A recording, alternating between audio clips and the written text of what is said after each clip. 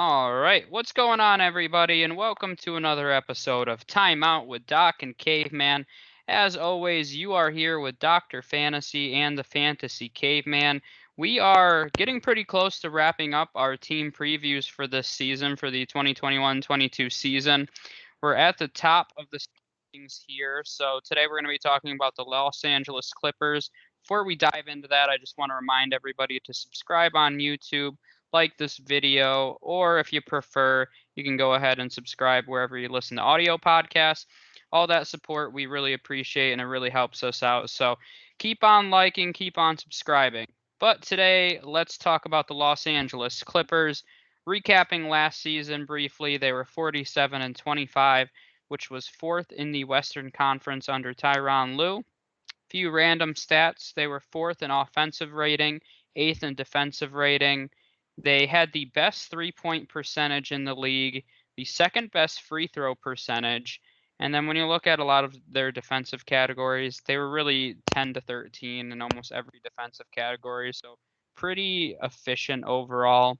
Some of their individual seasons, Kawhi Leonard led the way with points at 24.8, Paul George at 23.3, and then you had Marcus Morris at 13.4.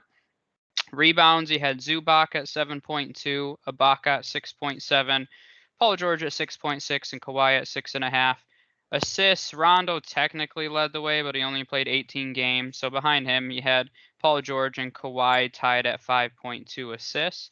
Steals, you had Kawhi at 1.6, Paul George at 1.1, and then blocks, Serge Ibaka at 1.1. Caveman, who stood out to you from the Clippers last season? All right. First of all, I think there's a couple of guys that you could go here. But I'm gonna go with Terrence Mann. Boy did he show up.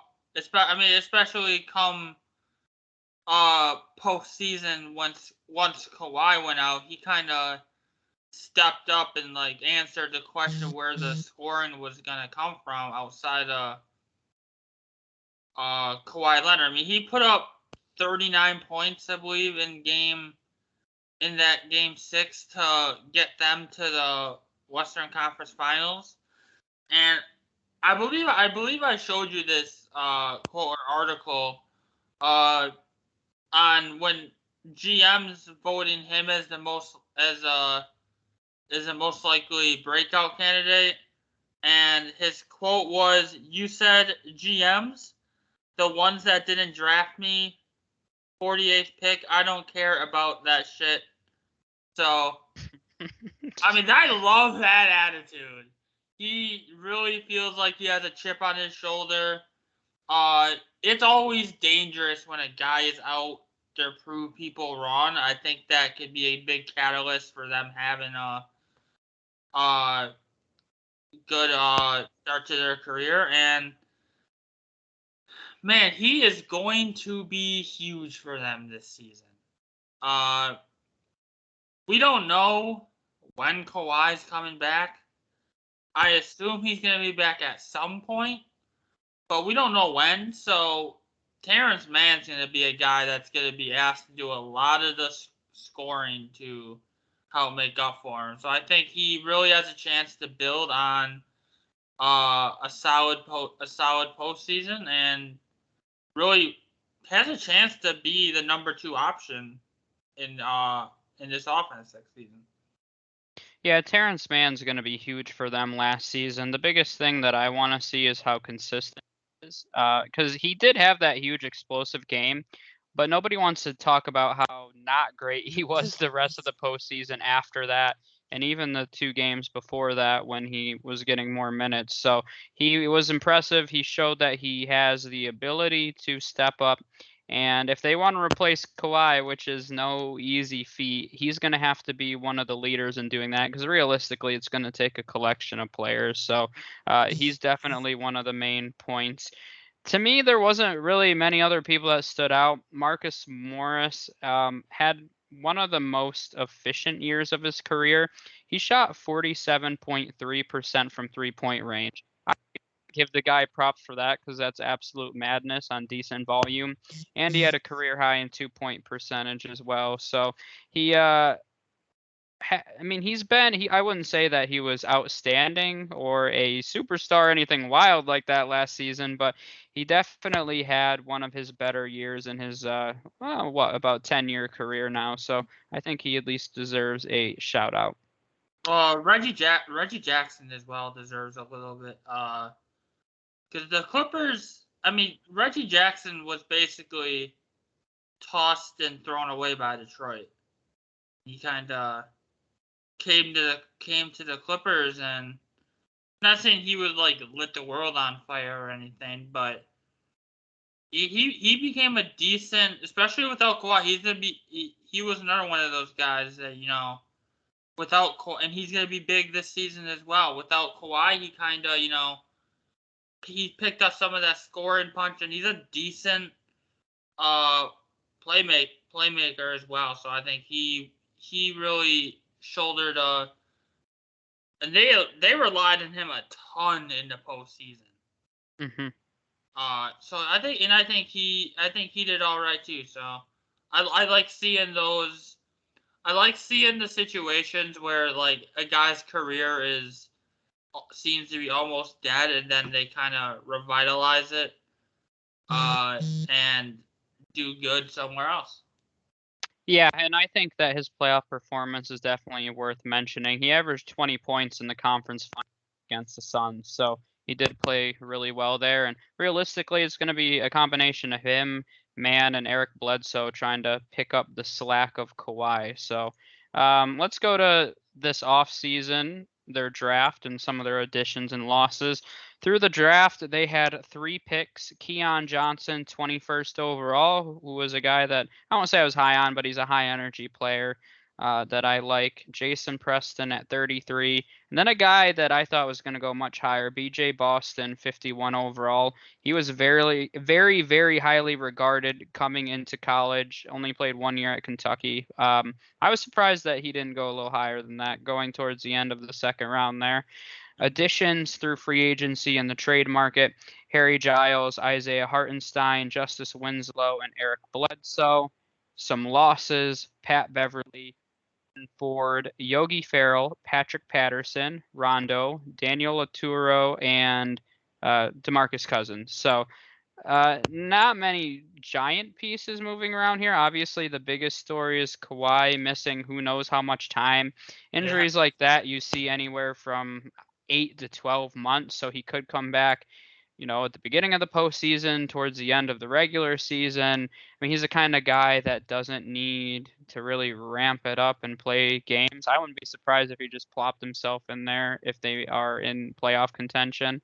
For the last week of the season. Depends really where they are in the standings. If they're completely out of it, there's really no reason that he even plays next season, if we want to be honest about it. So, man, what do you think of this offseason overall for the Clippers? I mean, I think it was a decent offseason. I mean, they're not in a position where they can do a ton. I mean, you kind of have that payroll committed to Kawhi and Paul George. So when you're paying 2 superstars that kind of money, I mean, yeah, you're the Clippers, and Steve Ballmer has definitely been willing to spend. So that it hasn't been an issue, but I mean, I like the key. I think my favorite move of the offseason was the Keon Johnson pick. I think he's just going to provide a lot of much needed energy, like you said, for this team. And we'll talk about the roster in a bit, but I don't know where his playing time's gonna come off the bat. But he's gonna be a key energy piece for this team. And then even a guy like Justice Winslow, who I remember for fantasy purposes loving him because he has he's had 4 position eligibilities for fantasy purposes. So he's an extremely versatile player. So that's always nice to have that kind of versatility. But I mean, it was a relatively quiet off season. I mean, Bledsoe is probably the highlight of the off season, getting a. I mean, and Bledsoe, who man, after that trade after that Milwaukee trade and doing the Bledsoe for Holiday swap. I mean, there's a lot more involved, but he really he didn't he didn't look good. I mean, especially seeing what Holiday did for Milwaukee. So I think he has a decent amount to prove as well. So you know, and like I mentioned with Terrence Mann, guys with stuff to prove are usually the most dangerous guys. So I think he has I think he has a little bit of a chip on his shoulder too. Yeah, I mean, going through the rookie class, I like Keon Johnson. I don't think he's going to play very much, honestly, in the beginning. He was really bad in the preseason. He was 2 for 20 from the 3-point line. No, I didn't say that wrong. 2 for 20. BJ Boston looked really good. He scored in double figures in every preseason game. And in one of the games, I thought this was interesting. I remember watching pieces of this. He took 19 shots in 24 minutes, so that's pretty impressive. But I think Boston's probably going to play more than Keon Johnson, actually. I think he's probably a little more refined, but we'll see how that goes. That's probably they're going to get some minutes off the bench, both of them. I mean, when you look at Bledsoe, which is the biggest name that they got here, it's really replacing Pat Beverly. Eric Bledsoe's a better offensive threat than Pat Beverly, but realistically, that's a slight upgrade there. I'm interested to see what Harry Giles does. I've always liked his potential, and he's shown flashes of it at times. I'm not sure where he's going to fit into this rotation quite yet. He's still only 23 years old, but he we'll see where he fits in because they have Ibaka, they have Morris, they have Zubac, who's probably going to be coming off the bench. So you figure that he's going to be kind of that third big option off the bench. But I think I've liked what I've seen from him when he's gotten playing time. So to me, those are the two that stand out. Or the three there: Beverly being gone, Giles and Bledsoe being picked up. But when you look at it, just the offseason as a whole, I wouldn't say this team got better. I mean, the reality is that they're kind of relying on the Kawhi and Paul George combination to win them a championship, and they've surrounded them with a lot of good defenders. They've surrounded them with a mix of shooting, with a mix of youth, veterans. So they have a little bit of a mix of everything. And I want to talk about Kawhi and Paul George when we get to the depth chart. So let's roll into that. Uh, right now in the backcourt, they have Reggie Jackson listed as the starting point guard. Depending where you look, Terrence Mann and Eric Bledsoe have been listed as the other starting guard. Either way, they're both going to get their minutes. Behind them, you have Keon Johnson, BJ Boston, Justice Winslow, Luke Kennard. At the three, they have Paul George and Nick Batum listed. Once again, sometimes you see Paul George slide up in the four, Batum starting at the three. Really depends on how you want to mix and match this lineup. In the front court, they have Marcus Morris and Serge Ibaka. Behind them, Harry Giles and Zubac, who I've mentioned. So, what do you think about this overall? Do you see any holes in their depth chart and any concerns for this season? I mean, it's solid depth. I mean, you got I mean, uh you got you got a solid backcourt. Reggie Jackson, Eric Bledsoe, man, whoever starts, like you said, they're both gonna get playing time and minutes. I mean, Luke Kennard, uh, Jay Scrub might be mixed in there as well somewhere. So it's decent depth. I mean, we look at my I think the big concern for me with the backcourt is we always look at who's gonna run that second unit, and we don't really have a good answer there. We really don't have an answer who's gonna the run the point in general for the Clippers, but they still don't have that true point guard. But other than that, I mean, good front court depth, like you mentioned already. I mean, even with Kawhi missing who knows how much time, depth wise, I think they have enough. But it's gonna be a matter of replacing what Kawhi does on the court. Yeah.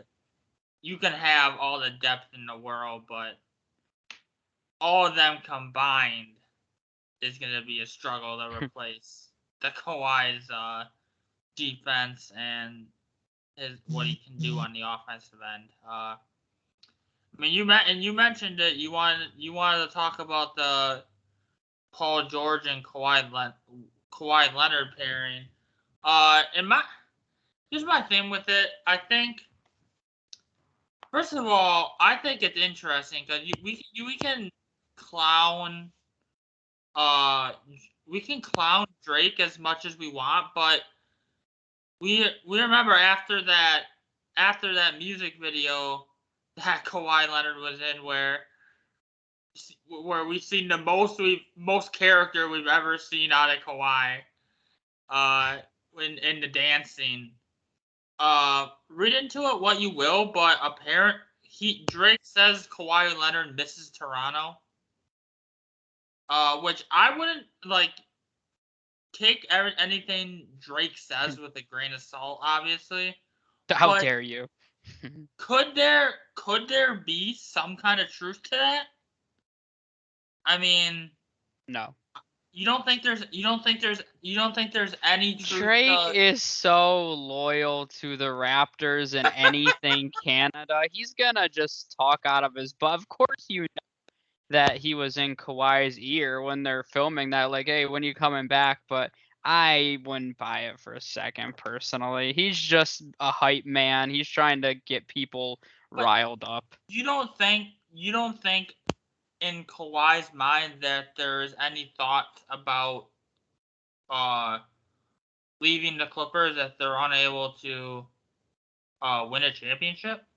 Oh, of course, because as much as he's quiet, he still clearly wants to win.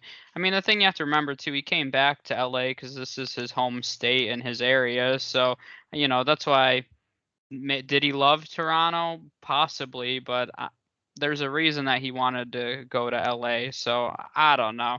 At If the he end of leaves the Clippers, are you saying if he leaves the Clippers that Toronto wouldn't be a possible destination? I'll probably just go to the Lakers with everybody else. That's fine. He'll just go from one. He'd be the most hated man in the state of California ever.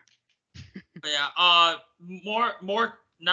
More talking about the pairing with Paul George. I mean, personally, I don't hate the pairing. I think the pairing could work. I think it's really first of all, it's really about getting them on the court and playing together at the same time, which has really been a struggle ever since they got together. They honestly haven't been on the court together a ton. Either Kawhi's missed time or Paul George's missed time. They haven't had as much on court time together over the past couple of years. So, and obviously that's not going to happen again this season either. But I do think this pairing can win a championship. I do. They're both two all-star level players, at least. And anytime you have two all-star level players with a bunch of solid role players around them, you're going to have a chance to win a championship, and talent can definitely win. So, I think that is it the greatest pairing? Maybe not, but I think it's enough. I think it's enough to win a championship. Things just have to go their way. Yeah, I mean, it's a kind of pairing that I. These are two elite defenders. They have good ball handling. They have a mix of good 3-point shooting. They're good free throw shooters. They're both just really well-rounded players. a lot of times when we're looking at star tandems, I feel like they complement each other really well. But I feel like these are just two guys that are really well-rounded players. If we're being honest about it, you're not like, oh, they really need to get better at X, Y, and Z. The biggest knock was Paul George being clutch when he choked in the playoffs the year before last. So, but he showed up big time last year and really put any of those fears to bed. So, I mean, they're two well-rounded players. I picked them to lose in the championship last year for what it's worth. But I mean, we were talking about the depth chart, if you slide Kawhi into this lineup and all of a sudden Bledsoe and Mann get moved to the bench, you have great depth in the backcourt, the front court. Like I said, defense. I think Tyronn Lue's proved that he can be a winning coach. I mean, they have literally all the elements that you need to win a championship. So, I mean, that's the reality for me. So let's look to next season where we see them potentially finishing. So last year they were 11-9 without Kawhi, which is, just over 500. If you take that win percentage for a whole season, that would be the 8th seed in the Western Conference. And I think that without Kawhi being in that 7th or 8th spot, right around that range, is fairly realistic for him. Now, you want to talk about a team you don't want to play in the playoffs. Can you imagine being the number 1 seed? They get, yeah, you play the number 8 seeded Clippers. Very dangerous 7-8 seed. Yeah, I mean, if they're in that position, Kawhi Leonard will be playing. If they, let's say Paul George gets hit with the injury button and they just struggle a ton this season, we probably won't see Kawhi at all. That will be like as good as solid as depth as they have. For them to really, stay afloat in the Western Conference in that playoff race, Paul George is going to have to show up this season. Mm-hmm. And I think Paul George, I'm not going to say he's going to win MVP, but I think he's going to be a name that's going to possibly be floated around there. Especially without Kawhi Leonard, a lot of it's going to fall on Paul George. And I do believe Paul George is the type of player that can carry a team at least through the regular season. So, yeah, they're going to be in that. And now, nobody knows how much time Kawhi's going to. Let's say Kawhi comes back in, let's say, January or something. He misses the first 2 months. Nobody really knows how much time Kawhi's going to miss. So let's say he comes back in January. Let's see. Then I think they can go from being 7-8 to possibly being like 4th or 5th. If he comes back and plays a decent amount of the season. But it all depends. I mean, they're going to be a playoff team. They have too much talent around them and too much depth. And I expect Kawhi to play at some point this season. The Clippers are going to suck so bad that they're not going to be in position to make the playoffs. Yep. So even if they struggle a little bit, we're talking about them in a potential play-in game. As like the 9-10 even. I could see Kawhi Leonard coming back for something like that. So. Mm-hmm. Yeah, they're gonna be and they're weird because they're gonna be a rare lower 7-8 seed where we're like, okay, that 8 seed can win the championship. Mm-hmm. Like that's what we're talking about here. Is it's all about just getting through the season and making the playoffs. That's really all. That's all they're gonna need to do, and we know Kawhi will be back at some point. So it's just like when Kawhi's playing, they don't care about the regular season. You just gotta get to the postseason, then it's time to turn it up. Look, I mean, without Kawhi, they kind of do have to care about the regular season. Nah, they still don't. As long as they stay afloat and they're in the 7-8 seed, they're fine. But they can't. Yeah. But they do. But what I mean is, they can't coast. No, yeah, no, I know what you mean. They're not the Lakers this season. They're not the Bucks. They're not the Nets. They can't coast this season. They're gonna actually have to try to actually work to make it. Yep. As long as they try, they'll make it. Yeah, no, I agree with that. So, yeah, I mean, I think that's a reality. Everything kind of hinges on Kawhi, and it's been unfortunate because it feels like they were on the grasp of winning a championship, not last year, but the year before they absolutely collapsed. And then we didn't really get to see them. I mean, they made it to what were they? It was when did he get hurt? It was the conference finals. Yeah, the conference finals. So they were on the brink once again of making it all the way, and Kawhi went down. So it's been unfortunate because it feels like this is a team that's on the brink of winning a championship, but we haven't been able to see all the elements come together. So we'll see how it shakes out for them this year. We appreciate you guys for listening or watching. Make sure you subscribe on YouTube or wherever you listen to podcasts. Throw this video a like. Throw the audio version a like. Just like everything everywhere. We Yes. appreciate you guys for listening. We'll see you next time.